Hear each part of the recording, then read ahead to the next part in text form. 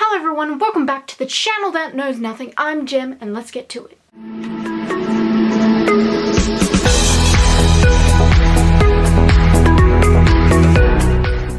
So today I wanted to talk about a situation that happened to me the other day while in a bookstore.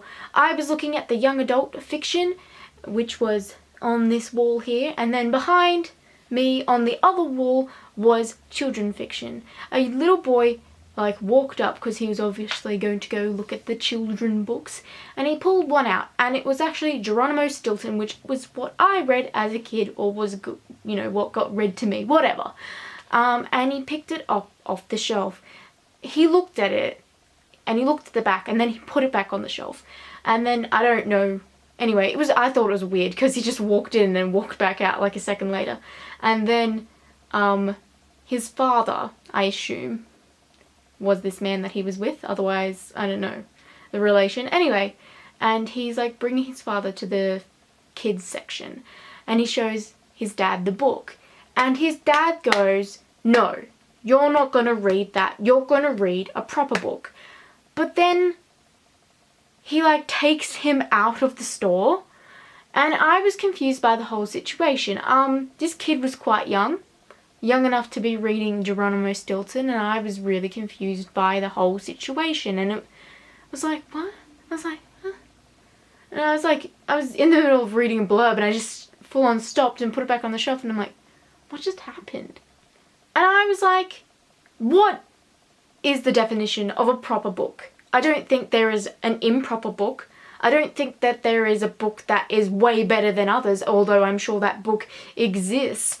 But there's obviously books that people like and people don't like. But at an age where you are quite young, you should be reading fiction. Non-fiction isn't really there yet. I mean, you do, you know, study non-fiction stuff at school, which is, you know, just English in general, as well as other things that you learn in school, like mathematics and stuff. Like, you have a mathematics textbook and you know, all that other jazz that you have with school. But you have to have an imagination when you're little. You just have one. It's not something that's debatable. You have an imagination that's you know, really, you know, high imagination level or not. It's something that you have. I don't think that's something you can have a debate about. But it really annoyed me that the dad said that you're gonna read a proper book. What is a proper book? That doesn't make sense to me. I don't think we're at a level in society, or we are no longer in a level in society where you know, the classics matter anymore. People still love classic books. I know a bunch, but it's not so much people are just yes, the classics, we have to you know, appreciate them, because a lot of people don't now. But fiction is a big part of the world and a lot of people's lives. Not saying that non-fiction isn't, because it's great and I love non-fiction too, but I do prefer fiction, and I know that as a child I preferred fiction over non-fiction. And it just annoyed me that this little boy, he was so upset. Obviously he didn't let that show to his dad that he was upset that he couldn't have that book, but it was bloody Geronimo Stilton. It's not an offensive book, it's about a bloody mouse. And if you don't know what Geronimo Stilton is, give me a second. This is a Geronimo Stilton book that I own. It was a book that I read when I was a little bit older. I think I was 12 or 13 or something.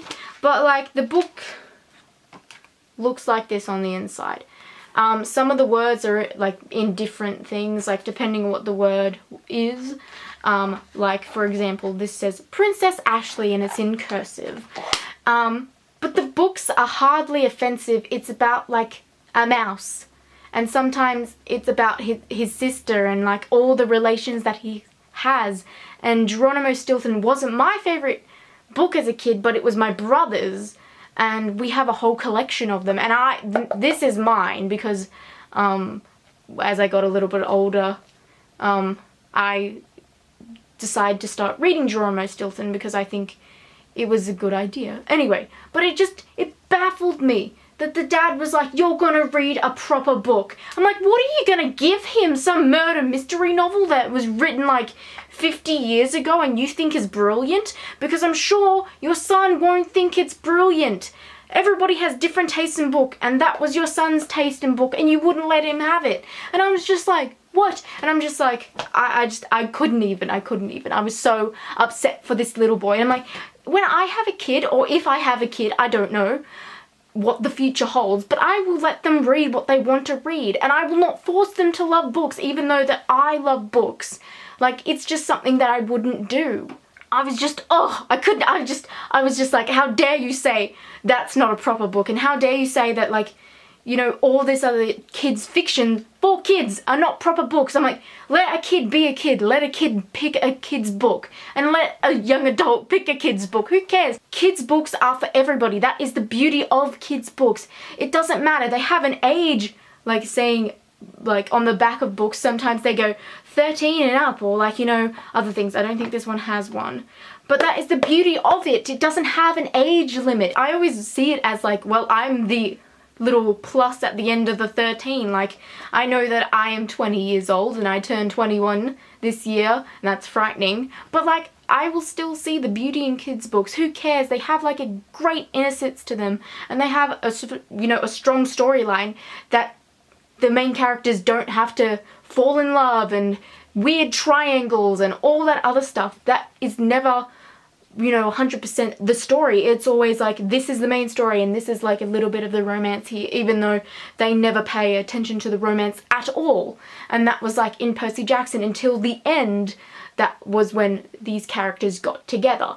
And like, I was just so confused. Like, let a kid pick a kid's book. Like, what are you gonna give him, Shakespeare? Like, he would not have liked it. And even though I love Shakespeare, I would not force that upon a kid that age. I would let them pick whatever book they wanted. And like, these days in the bookstore, like our bookstore has changed, or the one that I normally go to, the young adult area is quite close to the kids area, and it like goes along the wall in an L shape, so young adult is like along this one, and then it sort of goes around the corner into kids. And so I see parents all the time. I like hear what they say, and that was one of the situations that happened that annoyed me a lot. That I was like, why are you telling your kid to read a proper book? That book is kind of not written specifically for that child, but for a child of his age and for kids of that age everywhere. So I don't know why you're being an asshole about books. They're made for kids. Let a kid be a kid. I'm sorry. I'm very angry about that situation. And it happened a while ago. And I have been debating whether or not to make this video because it annoyed me so much. And like, I don't know why people have such problem with kids' books. Like, I know there's some kids' books out there that not everybody loves, but there are classic kids' books, and Geronimo Stilton is definitely one of them, just saying. At least it was here, and it is to me that it's a classic kids' book. It's such a big, like, you know, universe. So many books of it have been made and are, you know, being made all the time. It's such a popular, like, series, and I don't know why he was so against it. And it's like, he didn't even look. Like, the kid pulled the book off the shelf and was like, this one, and he's like, no. He like shoved it back onto the shelf, and I was just like, why are you a dickhead?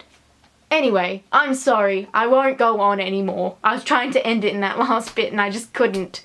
Anyway guys, I'll see you next time. Please like, subscribe, because that is always nice. And let me know if you've ever had like a situation like this that has annoyed you so much. Like, have you had an experience like in a bookstore like that? Oh, I can't even. Anyway, I'll see you next time. Goodbye.